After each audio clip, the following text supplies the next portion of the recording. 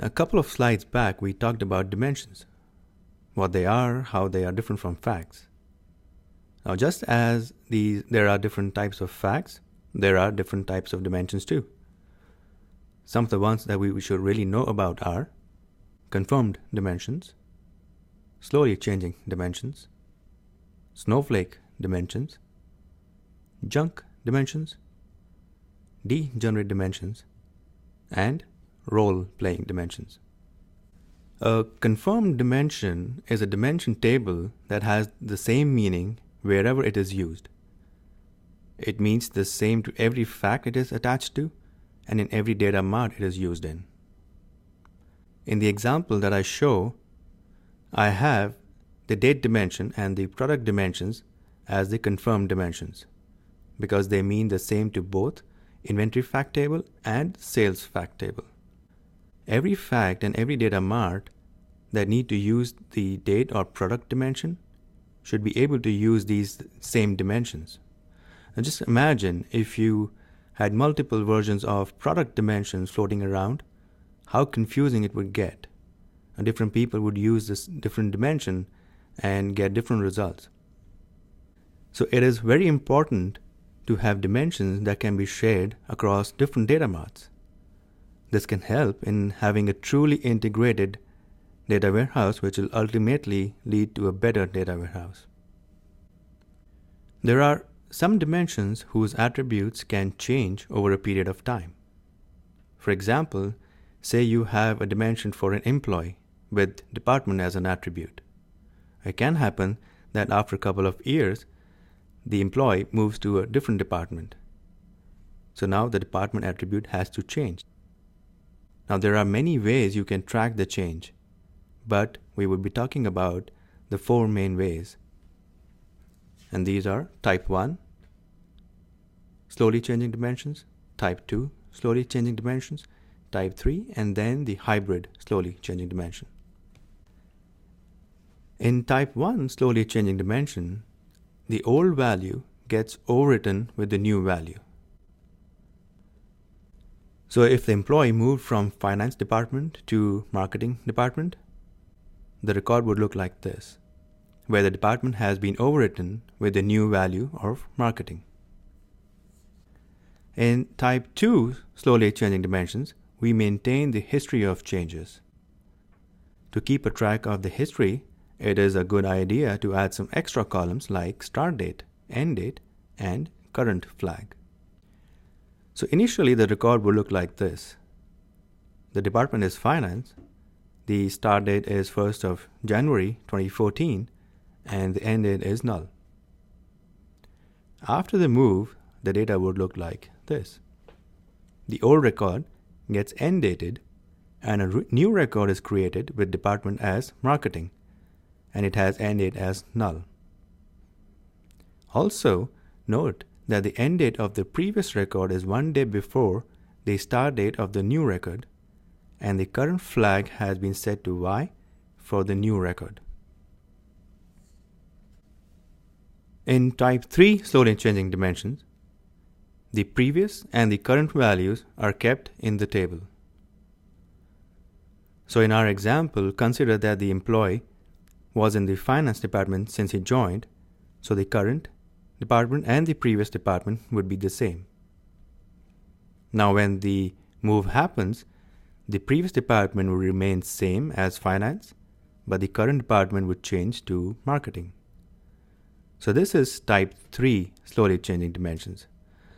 Now sometimes we have a requirement to keep changes of history for only some of the columns, whereas values in other columns can be overwritten with the new values. This is called a hybrid approach because we are mixing type 2 and type 1 slowly changing dimension techniques. Sometimes the dimensions are split into multiple related dimensions by moving some of the attributes from the main dimension into the related dimensions. This is known as having a snowflake, and it is named as snowflake just because when we show this in the logical data model, it resembles a snowflake. So which attributes do we move to separate dimensions?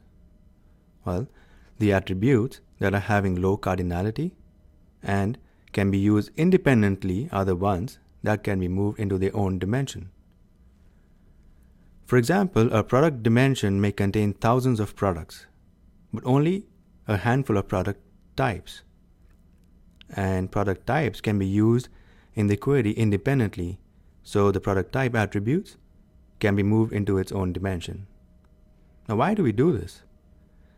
This is because moving the product type attribute from a huge dimension to its own dimension table can help us improve performance when the product types are queried independently, because then the query has to look only at a small table.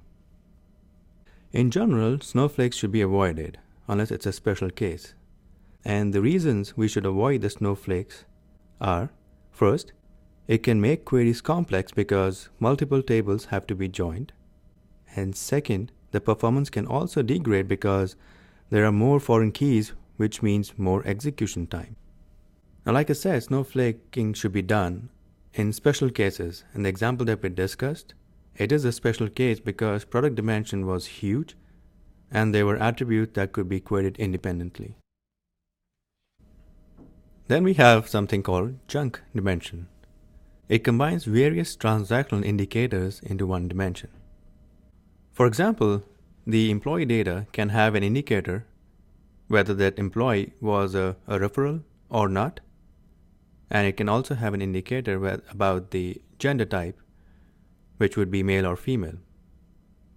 Now, instead of having a dimension for each of these indicators or flags, we can have one single dimension that will hold all possible combinations these different indicators can have. So now we have to use the primary key of just one dimension in the fact table. And in the picture that we have, that primary key is chunk ID, and that can be used in all the fact tables that need to use these indicators. Next is degenerate dimension. A degenerate dimension is a dimension key placed in a fact table but does not contain a dimension of its own. These are called degenerate because the attributes of key value can be found in other dimensions. So the key is left alone and becomes a part of the fact table. An example is a policy ID or an order ID.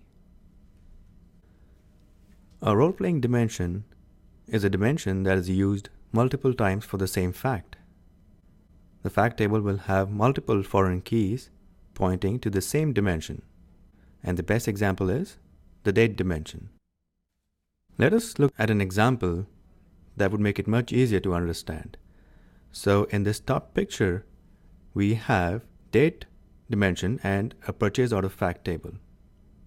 In the fact table, we have order date and delivery date, which point to the same date dimension.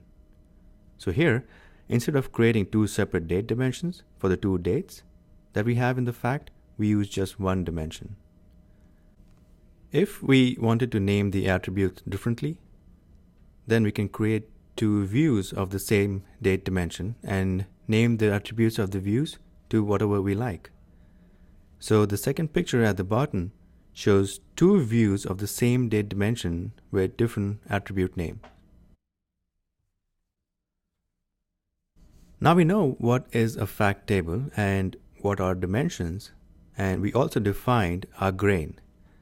So let us now see how the logical data model will actually look like. Our grain is all the sales that happen in a store for a product in a day, and our conceptual data model looks like this. Now, based on the grain and our conceptual data model, we can say that we will have customer, product, store, date, and sales rep as our dimensions, and the fact table would store all sales. So that would mean our logical data model will look like this. Sales fact in the center and dimensions all around it.